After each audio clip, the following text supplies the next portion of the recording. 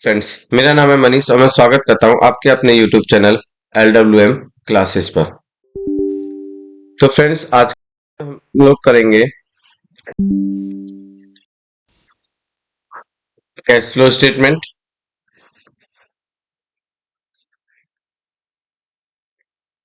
Cash flow statement में देखो, जैसे कि चैप्टर है आपका कैश फ्लो स्टेटमेंट, यानी कि इस चैप्टर में आप क्या जानोगे कि कैश का फ्लो कैसे हो रहा है। ठीक है, यानी कि आप सोर्सेज देखोगे कैश के। सोर्सेज ऑफ कैश कहाँ कहाँ से देख सकते हो आप? फ्रॉम ऑपरेटिंग एक्टिविटीज, कि ऑपरेटिंग एक्टिविटीज से कितना कैश आ रहा है आपके पास में, फाइनेंसिंग एक्टिविटीज से कितना कैश आ रहा है आपके पास में, एंड इन्वेस्टिंग एक्टिविटीज से कितना कैश आ रहा है आपके पास में। ओके, तो यानी सोर्सेज, सोर्सेज यानी कि रिसिप्ट, रिसिप्ट ऑफ कैश। इसके बाद में आप क्या देखोगे? Application of cash. Application means uses of cash. Cash का क्या क्या यूज हो रहा है, कहां पे? ऑपरेटिंग एक्टिविटीज में हम कितना यूज कर रहे हैं कैश को, फाइनेंसिंग एक्टिविटीज में हम कितना यूज कर रहे हैं कैश को, एंड इन्वेस्टिंग एक्टिविटीज में हम लोग कितना यूज कर रहे हैं किसको? कैश को। ओके, तो हम जो कैश फ्लो स्टेटमेंट बनाते हैं, ये बनाते हैं हम अकाउंटिंग स्टैंडर्ड थर्ड के अकॉर्डिंग। ओके, किसके अकॉर्डिंग बनाते हैं हम? AS3 के अकॉर्डिंग अपना कैश फ्लो स्टेटमेंट बनाते हैं। अच्छा देखो, लास्ट चैप्टर में हम लोगों ने रेशियो एनालिसिस में देखा था कि ऑपरेटिंग एक्सपेंसेस क्या होते हैं, नॉन ऑपरेटिंग एक्सपेंसेस क्या होते हैं। तो सेम यहाँ पे हम करेंगे। देखो, cash flow from operating activities. ठीक है, तो देखो ऑपरेटिंग एक्टिविटीज क्या होती हैं? जो बिजनेस को चलाने के लिए आपके जरूरी होते हैं, जो आपके नॉर्मल बिजनेस ऑफ कोर्स की बातें होती हैं, वो आपकी ऑपरेटिंग एक्टिविटीज में आ जाती हैं। लाइक कि आपने कैश रिसीव किया है, कहां से? फ्रॉम सेल ऑफ गुड्स, या तो आपने गुड्स सेल किया है। अच्छा, अगर सपोज दैट कि आप गुड्स सेल ही नहीं करते, आप सर्विसेज देते हो, तो या आपने सर्विसेज रेंडर की हैं, उससे आपको कैश रिसीव हुआ है। ठीक है, सेकंड, आपने कैश रिसीव किया है फ्रॉम रॉयल्टी, फीस या कमीशन चार्ज करके। आपको आपने गुड्स से किसी को सेल किया, वो आपने क्रेडिट बेस पे सेल किया, तो आपके ट्रेड रिसीवेबल्स बने। आप ट्रेड रिसीवेबल्स से कैश रिसीव करते हो। ठीक है, तो यानी कि ये भी क्या आ जाएगा आपका? कैश रिसीप्ट आ जाएगा। तो ये सारी चीजें क्या आ जाएंगी आपकी ऑपरेटिंग एक्टिविटी में। सेम आपने जैसे कैश रिसीव कर रहे हो सेल ऑफ गुड्स से, तो हो सकता है कि आप गुड्स परचेस भी करोगे तो वहां पे कैश पे करोगे, तो वो आपका एप्लीकेशन ऑफ गुड्स आ जाएगा। लेकिन किसका पार्ट बनेगा आपका? ऑपरेटिंग एक्टिविटीज का। सेम आपने गुड्स जो है वो क्रेडिट पे परचेस किया है, तो आपके ट्रेड पेबल बनेंगे, आप उनको पेमेंट करोगे, तब भी आपके पास से कैश का फ्लो होगा। लेकिन किसका पार्ट बनेगा? ये ऑपरेटिंग एक्टिविटीज का। आपने वेजेस पे की, आपने सैलरीज पे की, तो ये सारी चीजें किसका पार्ट बनेंगे? आपके ऑपरेटिंग एक्टिविटीज का। ओके, जैसे फॉर एग्जांपल आपने प्रीमियम पे किया है। ओके, अब आप प्रीमियम पे करोगे, तो ये भी किसका पार्ट बनेगा? आपका ऑपरेटिंग एक्टिविटीज का। ओके, या आपने कैश पेमेंट किया है या रिफंड मिला है, किसका? इनकम टैक्स का, तो ये भी किसका पार्ट बना जाएगा? आपका ऑपरेटिंग एक्टिविटीज का। तो इस टाइप से हम देखते हैं कि हमारे ऑपरेटिंग एक्टिविटीज हो जाते हैं। अब सेम हम देखते हैं इन्वेस्टिंग एक्टिविटीज।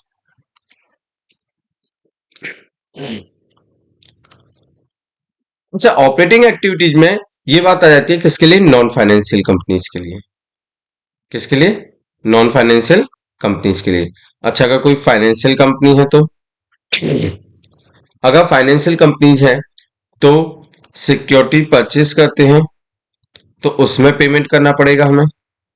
तो यहाँ पे कैश का क्या हो जाएगा? आपके आउटफ्लो हो जाएगा। ये किसका पार्ट बनेगा?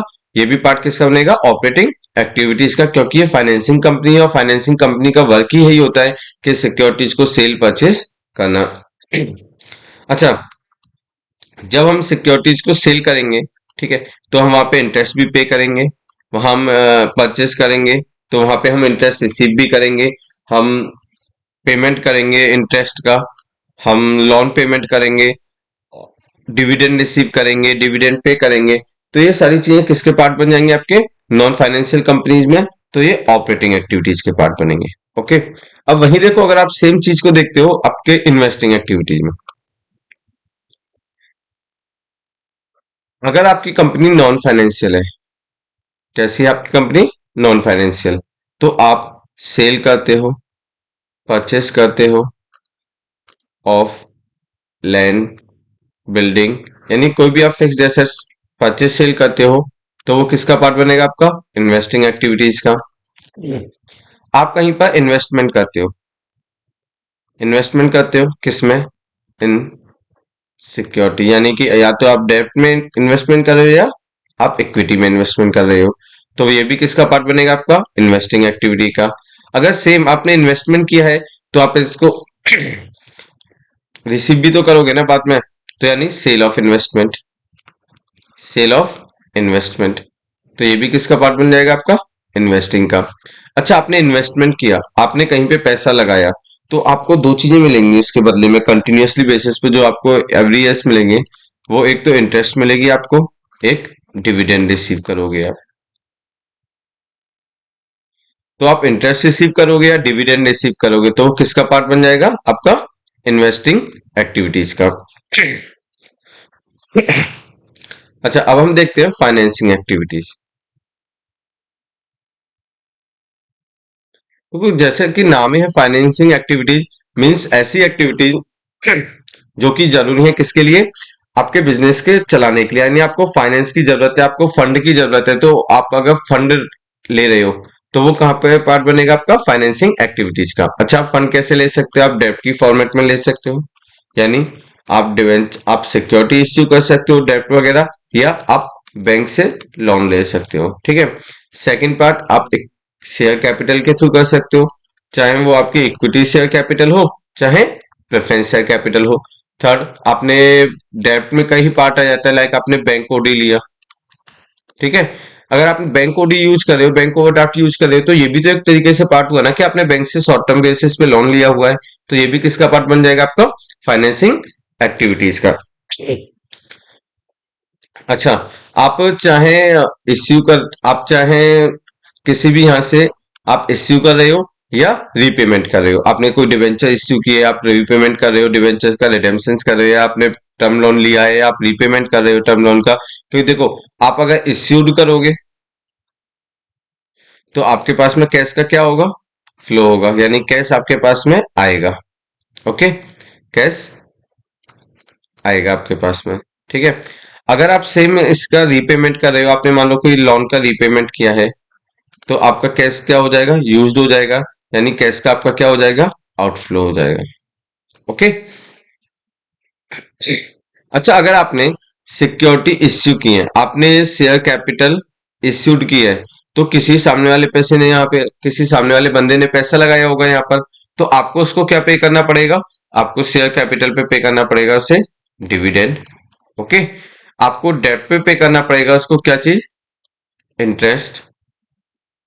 तो ये सब क्या हो जाते हैं आपके फाइनेंसिंग कॉस्ट, यानी कि कोई भी फाइनेंसिंग कॉस्ट होगी वो भी किसका पार्ट बन जाएगा, फाइनेंसिंग एक्टिविटीज का। लाइक आपने ब्रोकरेज पे की,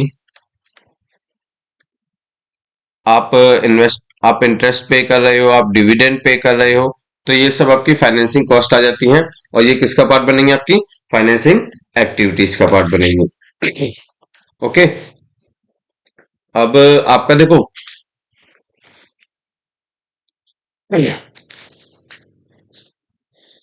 देखो इसी में ना हम देखते हैं कुछ आपके नॉन कैश ट्रांजैक्शंस भी होते हैं, देखो कुछ कैश ट्रांजैक्शंस होते हैं, कुछ नॉन कैश ट्रांजैक्शंस होते हैं, लेकिन वो पार्ट आपके ऑपरेटिंग एक्टिविटीज के भी होते हैं, नॉन ऑपरेटिंग एक्टिविटीज के भी होते हैं। तो हम देखते हैं कि नॉन कैश ट्रांजैक्शंस क्या हो सकते हैं आपके, नॉन कैश ट्रांजैक्शंस। ओके, तो देखो नॉन कैश ट्रांजैक्शंस क्या क्या हो सकते हैं आपके, आपकी डेप्रिसिएशन हो सकती है, अमोर्टाइजेशन हो सकता है। ओके, आपने डेप्रिसिएशन लगाई, आपने अमोर्टाइजेशन किया, और इसके अलावा आपने प्रोविजन किया फॉर डाउटफुल डेट,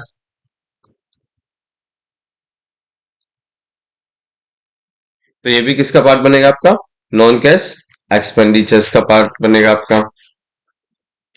ओके। तो देखो,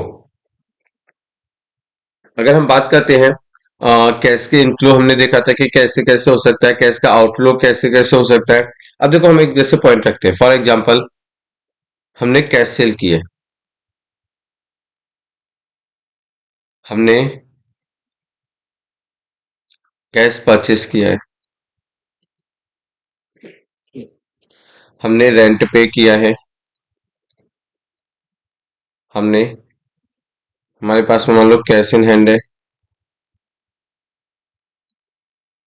हमारे पास में इनकम टैक्स है, हमारे पास में ऑफिस एक्सपेंसेस हैं, बैलेंस बैंक में,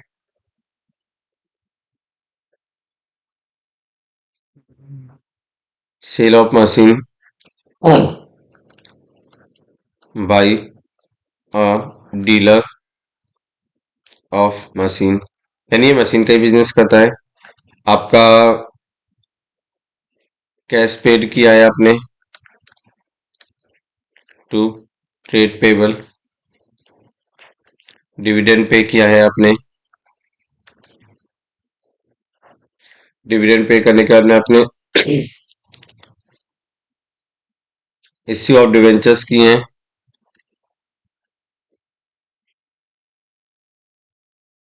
ओके। आपने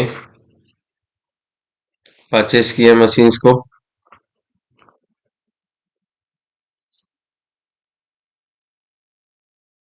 आपने शेयर कैपिटल इश्यू किया है,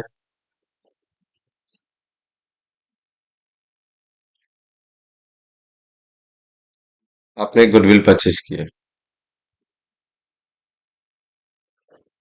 तो देखो, हम यहाँ पे देखते हैं कि कौन सी चीज किसका पार्ट बनेगी। कैश सेल किया है तो हम गुड्स सेल करते हैं, परचेस करते हैं, ऑपरेटिंग एक्टिविटीज का आउटफ्लो होगा या इनफ्लो होगा। कैश सेल करेंगे तो पैसा आएगा, यानी इनफ्लो होगा। हमने कैश परचेस किया है, पार्ट तो ऑपरेटिंग एक्टिविटीज का ही आएगा, लेकिन आउटफ्लो हो जाएगा यहाँ पर, ठीक है। हमने रेंट पे किया है, अब हम रेंट पेड करेंगे तो ये भी किसका पार्ट बन जाएगा, आपका ऑपरेटिंग एक्टिविटीज का, और आपका आउटफ्लो हो जाएगा। कैश इन हैंड है, देखो एक टर्म और यूज होती है आपकी, कैश एंड कैश इक्विवेलेंट्स, ठीक है। Cash and cash equivalent, okay. अब ये कैश एंड कैश इक्विवेलेंट होता क्या है, देखो आपके पास में कैश है, आपके पास में कैश इन हैंड है, या कैश एट बैंक है, ओके। तो ये किसका पार्ट बन जाएगा, कैश एंड कैश इक्विवेलेंट्स का। अब ये तो कैश हो गया। कैश इक्विवेलेंट्स क्या होते हैं, कोई भी मार्केटेबल सिक्योरिटीज, मार्केटेबल सिक्योरिटीज जो कि आपने जनरली हेल्ड कर रखी है, कि बहुत मतलब बहुत लिक्विडिटी पोजीशंस में, ये बहुत ज्यादा लिक्विडिटी पोजीशंस में, यानी आप इसको कभी भी सेल करके कैश कन्वर्ट में, कैश में कन्वर्ट कर सकते हो। Generally the securities are held for 3 months और लेस देन 3 month, ओके।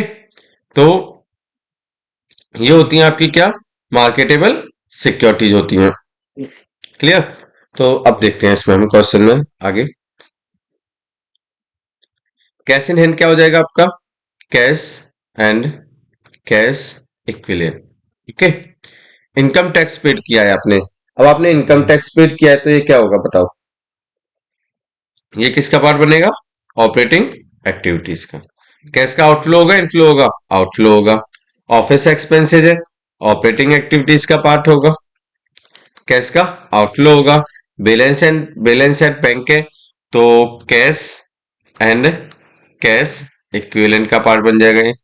अच्छा, सेल ऑफ मशीन बाय या डीलर, देखो हमने देखा था कि फिक्स जैसे सेल परचेस करते हैं तो इन्वेस्टिंग का पार्ट होता है, लेकिन देखो हमें चीजें रटनी नहीं है, हमें चीजें क्रैमिंग नहीं करनी, हमें देखो देखना है कि यहाँ पे बिजनेस किस चीज का है, मशीन का बिजनेस कर रहा है। तो गुड्स क्या होता है, जिस चीज को हम परचेस सेल करते हैं। अब ये डीलर ऑफ मशीन है तो इसके लिए गुड्स क्या हुआ, मशीन। अब ये गुड्स का सेल कर रहा है तो इसके लिए किसका पार्ट बन जाएगा, ये ऑपरेटिंग एक्टिविटीज का, और कैश इसके पास में फ्लो होगा, यानी कैश आएगा। Cash paid to trade payable, तो ये भी ऑपरेटिंग एक्टिविटीज का पार्ट बनेगा, लेकिन आउटफ्लो होगा यहाँ पर। डिविडेंड पेड, आप डिविडेंड पे करोगे तो ये किसका पार्ट बनेगा आपका? फाइनेंसिंग एक्टिविटीज का। कैश का आउटफ्लो हो जाएगा यहाँ पर। आपने इश्यू ऑफ डिवेंचर्स किए हैं तो भी फाइनेंसिंग एक्टिविटीज का पार्ट बनेगा। कैश का आउटफ्लो हो गया, इनफ्लो। जब हम डिवेंचर इश्यू करेंगे तो हमारे पास में कैश आएगा, तो कैश का इनफ्लो हो जाएगा। परचेस ऑफ मशीन, देखो यहाँ पे क्लियर नहीं गिवन कि आपने मशीन परचेस की है, आप मशीन का बिजनेस हो, आप मशीन का सेल परचेस करते हो या कुछ, तो कोई दिक्कत नहीं। फिर ये किसका पार्ट बन जाएगा आपका? इन्वेस्टिंग का पार्ट बनेगा। आप परचेस कर रहे हो, कैश जाएगा नहीं, कैश का आउटफ्लो होगा। शेयर कैपिटल इश्यू कर रहे हो तो फाइनेंसिंग एक्टिविटीज का पार्ट होगा, लेकिन इश्यूड करोगे तो आपके पास में कैश आएगा, तो इनफ्लो हो जाएगा। गुडविल परचेस की है, वही इन्वेस्टिंग का पार्ट हो जाएगा आपका, और परचेस करोगे तो कैश का आउटफ्लो होगा। अगर यहाँ पे ये होता कि purchase of machinery by dealer of machinery, तो फिर ये आपका ऑपरेटिंग एक्टिविटीज का पार्ट बनता। तो आपको समझ में आया होगा कि कैसे हम लोगों को डिस्क्राइब करनी है कि चीजें ऑपरेटिंग एक्टिविटीज है या इन्वेस्टिंग एक्टिविटीज है या क्या है। ओके, अब देखो कैश फ्लो स्टेटमेंट बनाने के दो मेथड होते हैं। एक डायरेक्ट मेथड, जो कि आपके सिलेबस का पार्ट नहीं है, और एक होता है इनडायरेक्ट मेथड। हम कौन सा मेथड यूज करेंगे?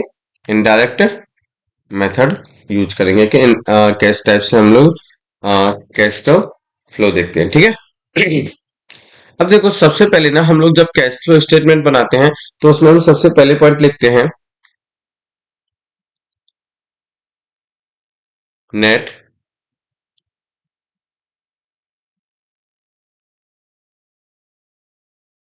Net profit before tax and extraordinary item. तो net profit before tax and extraordinary item हम लोग कैसे निकालेंगे? तो देखो सबसे पहले आपको इसमें क्वेश्चन में गिवन होगा net profit as per profit and loss account. ठीक है,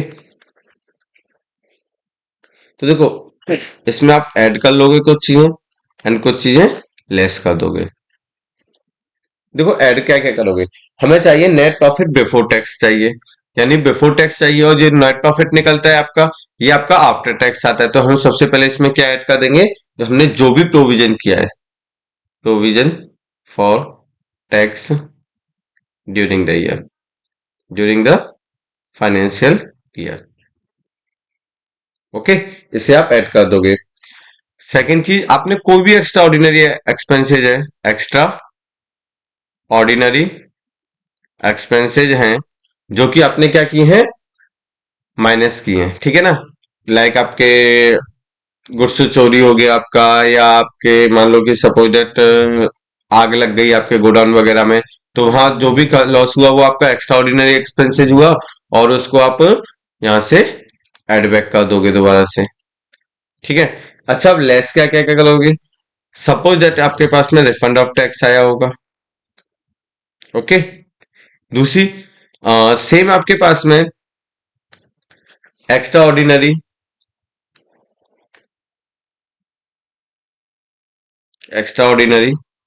रिसिप्ट भी तो हो सकती है ना, एक्स्ट्रा ऑर्डिनरी इनकम। तो इनको हम क्या करेंगे? देखो इसमें से ना ये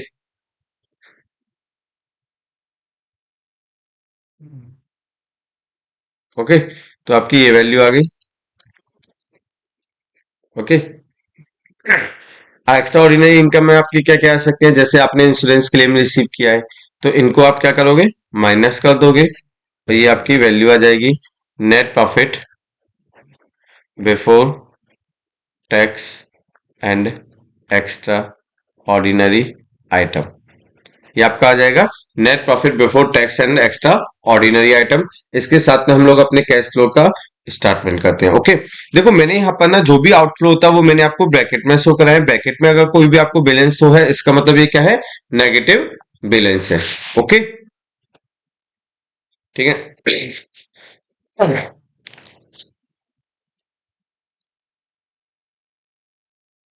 अब देखो एक क्वेश्चन देखते हैं। चलो क्वेश्चन से पहले हम देखते हैं हमारा कैश फ्लो स्टेटमेंट का फॉर्मेट क्या होता है। ओके,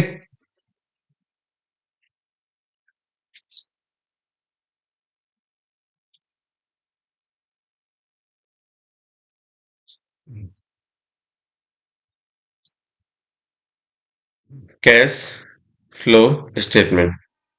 एक एक सेकेंड फ्रेंड्स।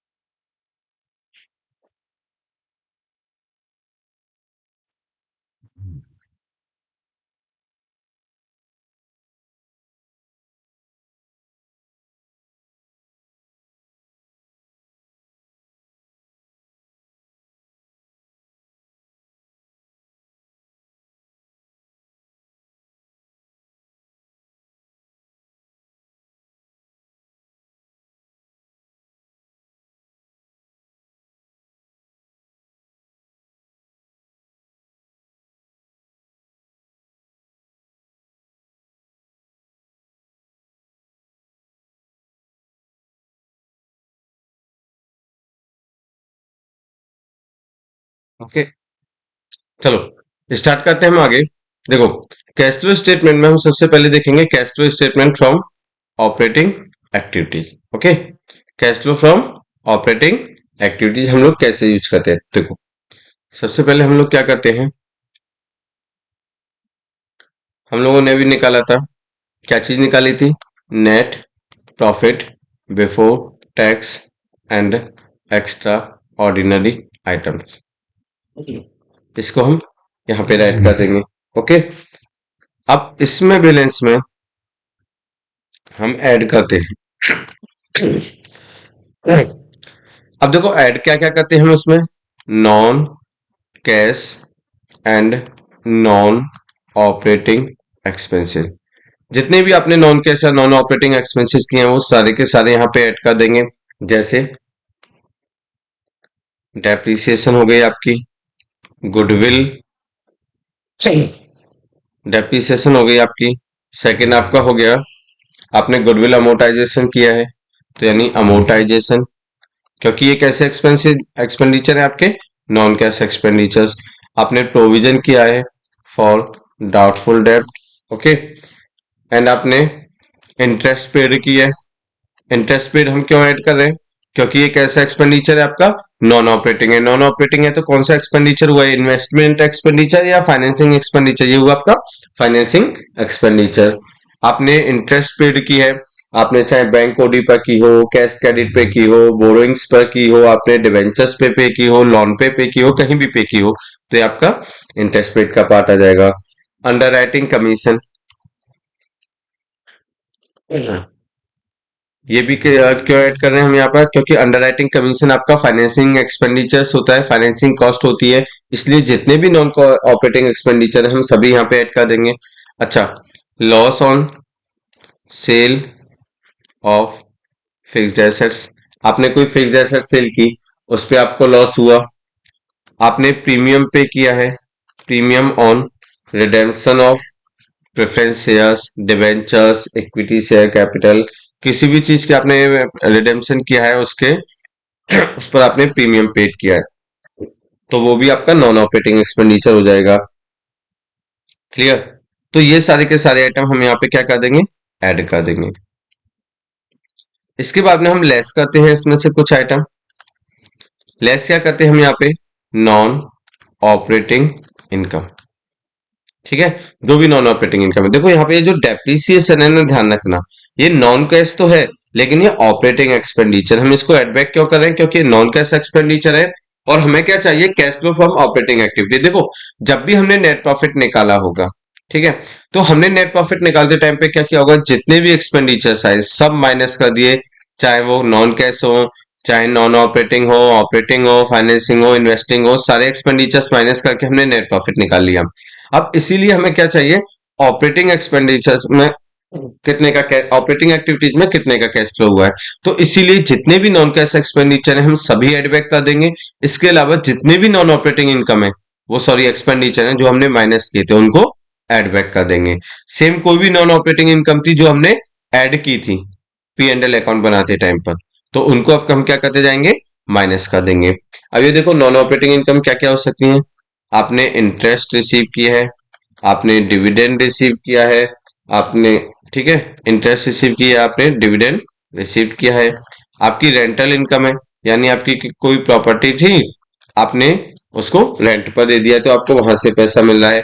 आपने प्रॉफिट किया है on sale of fixed assets, क्योंकि ये आपकी इन्वेस्टिंग इनकम होगी। जैसे यहाँ पे loss on sale of fixed assets हम लोगों ने माइनस किया था, सेम यहाँ पर सॉरी ऐड किया था, यहाँ पर हम माइनस कर देंगे। इसके अलावा हमने देखा कि हमने प्रोविजन फॉर डाउटफुल डेट बनाया, यानी इंक्रीजमेंट हुआ है, सपोजेट बनाया है न्यू, या इंक्रीज हुआ है, जैसे पहले 5,000 था अब 7,000 हो गया, तो हम ऐड कर देंगे।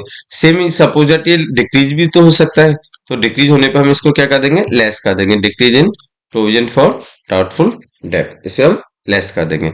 तो यहाँ से आपका ये आइटम्स हो जाएंगे आपके लेस।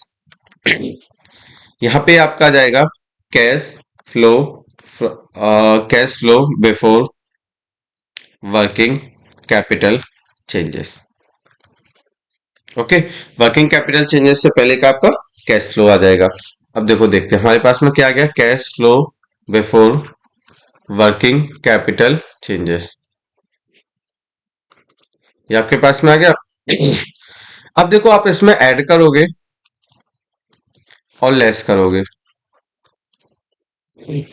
ऐड क्या क्या करोगे, decrease in current assets and increase in current liability, increase in current assets and decrease in current liability. Okay, working capital का फॉर्मूला होता है सी ए माइनस सी एल। तो देखो आपको ना चीज यहाँ पे रखनी है कि आपको ये याद करना हो। सपोज दैट आप सोचो कि हमें डिक्रीज इन करंट एसेट्स याद करने के पहले आएगा। देखो अगर एक चीज डिक्रीज ऐड हो रही है तो दूसरी इंक्रीजमेंट ऐड होगी। यहाँ पे भी सेम देख लो, अगर एक ही चीज इंक्रीजमेंट है तो दूसरी डिक्रीज है। आप देखो कैसे याद रख सकते हो। आप मान लो किसी भी चीज का एग्जांपल ले लो, आपने गुड्स का एग्जांपल लिया, गुड्स आपकी इन्वेंट्री होती है, नहीं करंट एसेट्स होती है। अब आपके गुड्स बढ़ गए तो इसका मतलब क्या हुआ होगा, आपने गुड्स परचेस किए होंगे। अगर आपने गुड्स परचेस की है तो आपका कैश का फ्लो ही तो होगा ना, कैश आपके पास से जाएगा, तो आपका वो किस में आ जाएगा, इंक्रीज इन करंट एसेट्स, यानी लेस कर देंगे हम, क्योंकि हमारे पास से कैश का आउटफ्लो हो रहा है। सपोज दैट आपके पास से ट्रेड रिसीवेबल्स थे, वो डिक्रीज हो गए। अब यानी कि मेरे पास में डेटर्स थे 20,000 रुपए के, अभी 15,000 के बचे हैं। इसका मतलब 5,000 का मैंने क्या किया है, डेटर से कैश रिसीव कर लिया है। तो वो कहां पर आ जाएगा, मेरा एड में आ जाएगा ये अमाउंट। ओके, तो एड में हमारा देखो क्या क्या आ सकता है, जितने भी आपने लाइक आपने डिक्रीज हुआ है आपका, डिक्रीज इन इन्वेंट्री हुआ है आपका, okay, decrease in trade receivables हुआ है, डिक्रीज इन आपका जो आपकी एक्चुअल इनकम थी, यानी अर्न कमीशन वगैरह जो भी था वो आपका हुआ है, या फिर डिक्रीज हुआ है किसमें, आपके प्रीपेड एक्सपेंसेस में, या डिक्रीजमेंट हुआ है आपका और भी किसी करंट एसेट्स में। अब अगर हम करंट लायबिलिटी की बात करें, इंक्रीमेंट हुआ है किसमें, ट्रेड पेबल में। ओके, इंक्रीजमेंट हुआ है किसमें, आउटस्टैंडिंग एक्सपेंसेस में, या आपकी एडवांस इनकम्स इंक्रीज हुई हैं। ठीक है, तो ये सारी चीज हम लोग क्या करेंगे, यहाँ पर ऐड कर लेंगे। अच्छा, इंक्रीज इन करेंट एसेट्स, अब ये इंक्रीज क्या क्या हो सकती है करेंट एसेट्स, तो इंक्रीज हुआ है आपका किसमें, इन इन्वेंट्री, यानी आपका स्टॉक इंक्रीजमेंट हुआ है, आपके ट्रेड रिसीवेबल्स इंक्रीज हुए हैं, आपकी एक्रूड इनकम इंक्रीज हुई है, या आपके प्रीपेड एक्सपेंसेस इंक्रीज हुए हैं, तो इनको हम माइनस कर देंगे। सेम डिक्रीज में आपके ट्रेड पेबल डिक्रीज हुए हैं, आउटस्टैंडिंग एक्सपेंसेस डिक्रीज हुए हैं, या एडवांस इनकम कम हुई है। ओके, तो ये सारे आइटम्स आपके ऐड हो जाएंगे और ये आइटम्स आपके लेस हो जाएंगे। तो यहाँ पे आपका आ जाएगा कैश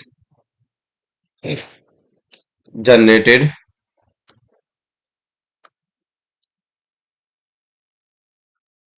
फ्रॉम ऑपरेशंस। यानी कि ऑपरेशंस का मतलब यहाँ पे हॉस्पिटल वाला ऑपरेशन नहीं है। ऑपरेशंस का मतलब है यहाँ पर कि आप जो भी बिजनेस कर रहे हो उसको ऑपरेट करने से जो भी कैश का जनरेशन हो रहा है, आपका जो भी कैश जनरेट हो रहा है, वो आपका ये आ गया क्या, कैश जनरेटेड फ्रॉम ऑपरेशन। इसको हमने देखो लिया कैसे, हम लोग सबसे देखो रिवर्स चल रहे हैं। हम लोगों ने नेट प्रॉफिट लिया। अब देखो आपके माइंड में होना चाहिए कि नेट प्रॉफिट बना रहे हो तो आपने वहां पर ग्रॉस प्रॉफिट लिखा होगा, फिर जितनी भी इनकम होंगी, लाइक आपने डिविडेंड रिसीव किया, इनकम रिसीव किया, आपने इंटरेस्ट रिसीव किया, आपने रेंटल इनकम रिसीव किया है, तो ये सारी चीजें आपने क्रेडिट में लिखी होंगी। डेबिट में आपने salary, wages, depreciation, amortisation, interest paid, dividend paid, salary paid, ये सारी चीजें लिखी होंगी।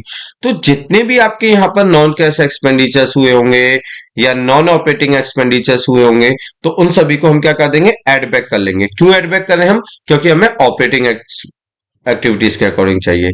सेम जितने भी नॉन ऑपरेटिंग इनकम हुई होंगी उनको भी हम लोग क्या कर देंगे, लेस कर देंगे। सेम अगर आपके पास में वर्किंग कैपिटल में कोई चेंजेस आ रहा है तो उसको आप रिकॉर्ड करोगे। अगर वो आइटम ऐड हो रहा है तो ऐड करोगे, उसकी वजह से कैश का इंक्रीजमेंट आ रहा है और डिक्रीजमेंट आ रहा होगा तो लेस कर दोगे आप उसको यहाँ पर। इस तरीके से आपका आ जाएगा कैश जनरेटेड फ्रॉम ऑपरेशंस। अब इसके बाद में आप क्या करोगे, इसमें से लेस कर दोगे इनकम टैक्स पेड। ओके, आप इनकम टैक्स पेड माइनस कर दोगे। दूसरा आप माइनस कर दोगे cash flow from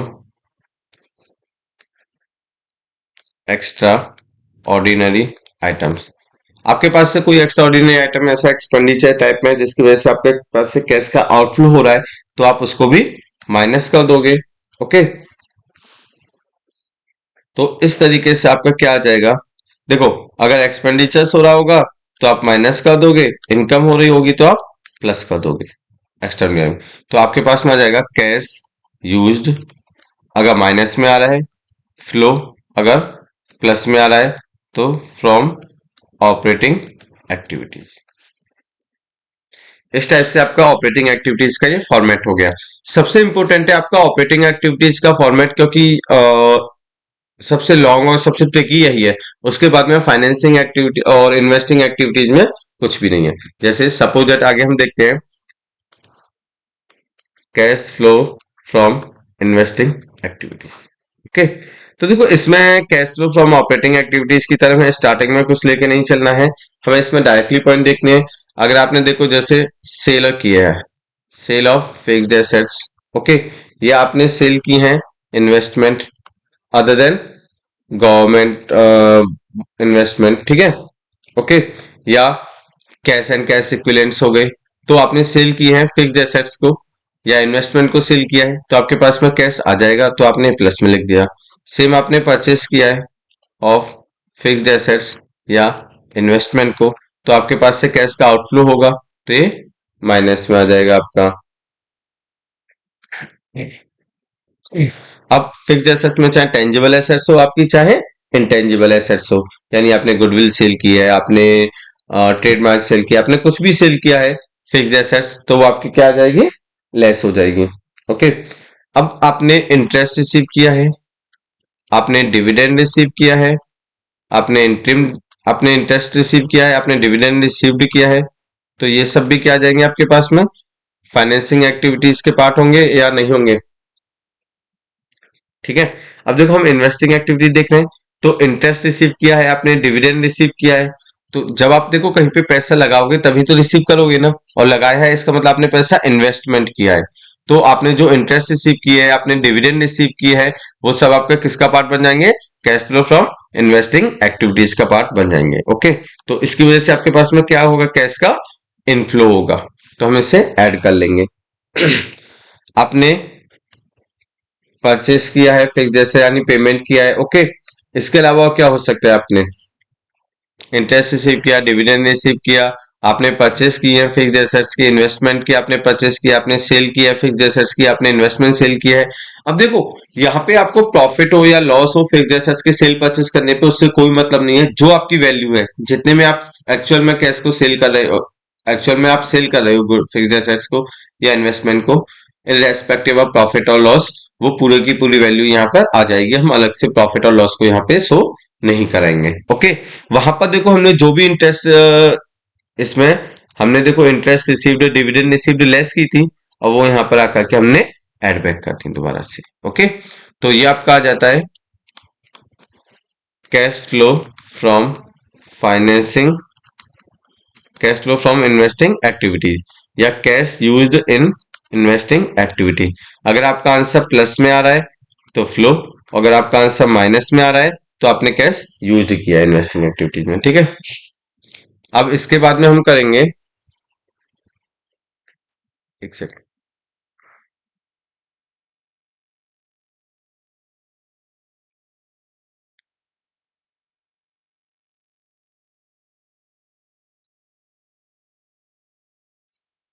cash flow from financing activity. आगे करेंगे हम क्या, cash flow from financing activities. अब देखो जब हम cash flow from financing activities देखेंगे तो बस कुछ नहीं है, सिंपल सी है। आपने शेयर डिवेंचर, ओके, आपने शेयर डिवेंचर्स आपने परचेस किए हैं, ठीक है ना, परचेस किए हैं, यानी कि आपने परचेस नहीं कह सकते, आपने क्या की है, इश्यूड किए हैं। तो इश्यूड करोगे आप शेयर और डिवेंचर्स को, तो आपके पास में, चलो फ्रेंड्स आज की क्लास को हम लोग यहीं पे फिनिश करते हैं। हम मिलेंगे नेक्स्ट क्लासेज में। थैंक यू फ्रेंड्स, आपको वीडियो अच्छी लगी हो तो आप लाइक शेयर सब्सक्राइब करना ना भूलें। Thank you.